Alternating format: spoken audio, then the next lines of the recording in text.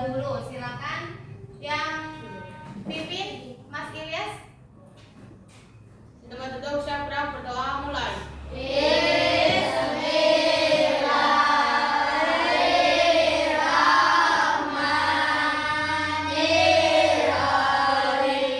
Bu Guru absen dulu ya. Atika, Bagas, Baihaki. Nah, alhamdulillah hadir semua hari ini ya. Tidak ada yang tidak berangkat. Nah, tentunya semuanya semangat tidak? Semangat. Agar kita semakin cinta terhadap tanah air, mari kita bersama-sama menyanyikan lagu Indonesia Raya. Semuanya silakan berdiri. Ya, silakan salah satu pimpin ke depan. Ya, bagian depan. Yuk.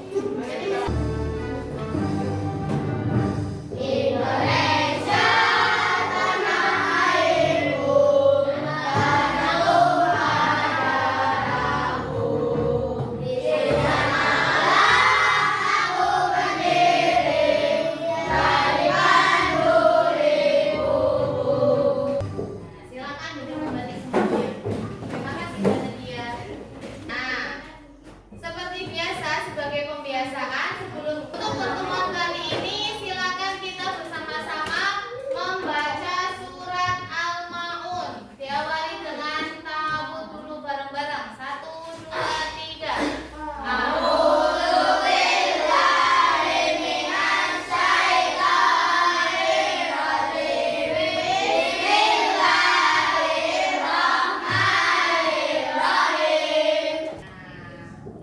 Ya, selanjutnya kita mulai pelajaran ya. Apakah bukunya sudah disiapkan?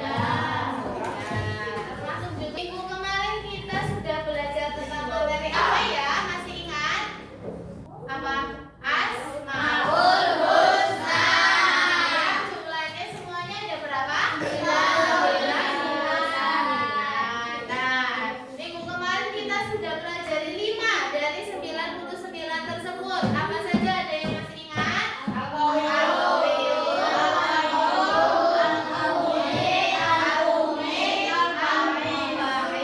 Semoga semuanya sudah paham tentang materi tersebut.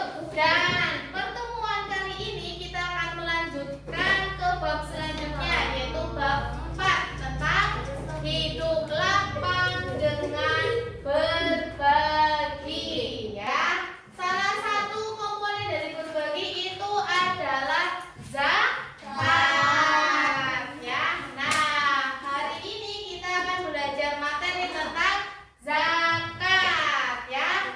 Coba Bu Guru tanya lagi, siapa di sini yang pernah bayar zakat? Ya. Nah, zakat apa? Namanya zakat fitrah. Itu biasanya dilaksanakan pada bulan apa? Ramadan ya. Apakah semua menerima zakat?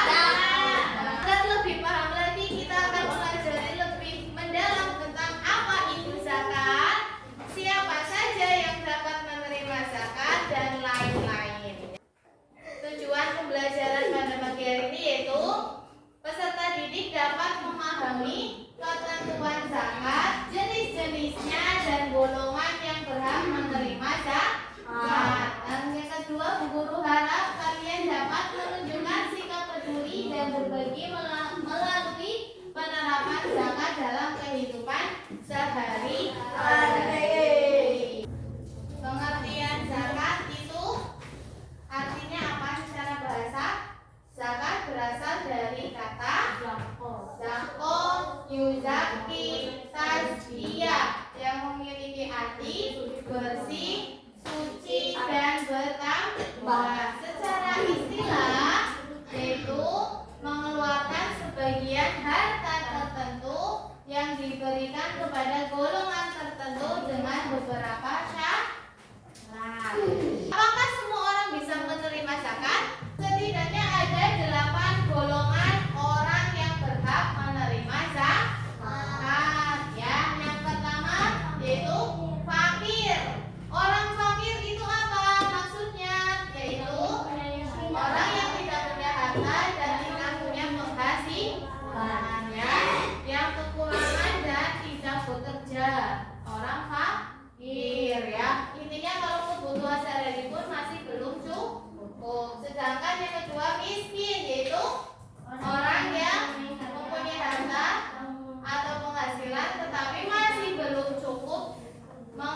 menghidupi kebutuhan sehari-hari. Orang miskin itu berarti orang yang punya pekerjaan tapi masih kadang belum cukup ya untuk sehari-harinya. Sedangkan yang ketiga amil, yaitu mengumpulkan zakat yang mengumpulkan dan dibagi bagian zakat. Dan yang keempat apa itu? Orang yang baru masuk agama Islam ya. Nah, ada selanjutnya istilah rikob. Rikob yaitu bahasa gaya yang telah dijanjikan akan dimerdekakan oleh tuannya. Golongan yang selanjutnya ada gorim, yaitu orang yang terlilit utang, utangnya banyak, terlilit utang, kesulitan untuk membayar. Fisabilillah, fisabilillah itu orang yang berjuang di jalan Allah. Dan terakhir Ibnu Sabil, orang yang dalam perjalanan jauh untuk tujuan baik dan kehabisan bekal. Guru akan tayangkan sebuah video. Bismillahirrahmanirrahim. Alhamdulillah. Wah, lumayan banyak. Gimana tanggapan kalian terhadap video tersebut? Hah? Ya, jadi mengerti tentang zakat. Coba, tadi boleh nggak zakatnya diganti dengan bakso? Boleh, ya. Dan ternyata yang mengeluarkan zakat juga ada syarat-syarat tertentu.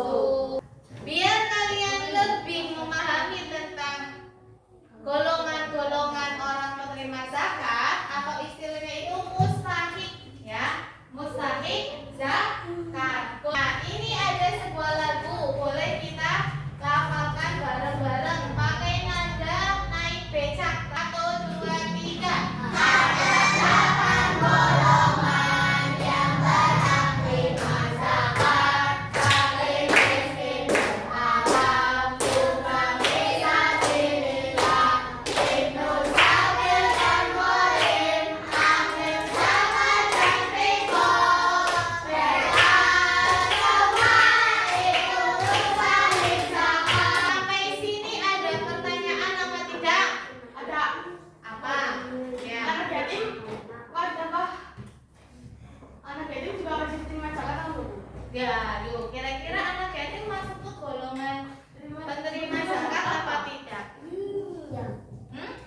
Tadi ada berapa golongan ya? Ada 8 ya. Termasuk salah satunya ada anak yatim? Tidak. Berarti anak yatim tidak menerima zakat. Tapi ya, dalam hal-hal tertentu, misal anak yatimnya itu juga kurang mencukupi atau tergolong orang yang miskin atau orang fakir, itu berarti juga berhak menerima zakat ya. Oke, sekarang kita akan berdiskusi ya. Sebelumnya membentuk kelompok ini sudah sesuai ya kelompoknya ya. Ya, ini untuk kelompok 1 ya. Yang tengah untuk kelompok 2 dan yang sebelah sini untuk kelompok 3 ya. Bu Guru akan bagikan lembar kerja untuk masing-masing kelompok.